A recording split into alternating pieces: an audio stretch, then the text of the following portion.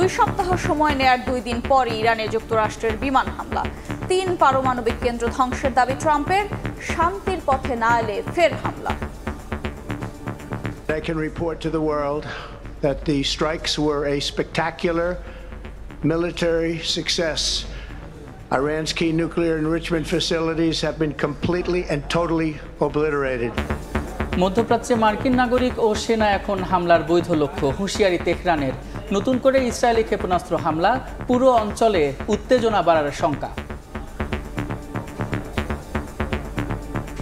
মধ্যপ্রাচ্যে এবং সারা বিশ্বে একটা উত্তেজনা বাড়িয়ে দেবে।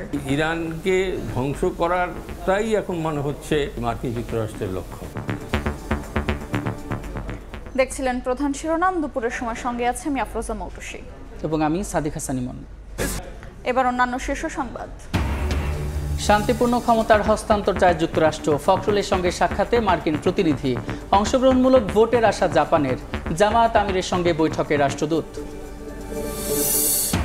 সংস্কারে অনেক বিষয় একমত হতে পারেনি দলগুলো, ছাড় দেওয়ার আহ্বান ঐকমত্য কমিশনের। একজন স্বৈরাচারী হয়েছেন বলে প্রধানমন্ত্রীর হাত পা বেঁধে দেওয়া ঠিক নয় বললেন সালাহুদ্দিন। বিগত 3 নির্বাচনে অনিয়ম, শেখ হাসিনাকে প্রধান করে রকিব হুদা ও আওয়াল কমিশনের বিরুদ্ধে বিএনপির মামলা। নিবন্ধন পেতে বিকেলে ইসিতে যাচ্ছে এনসিপি।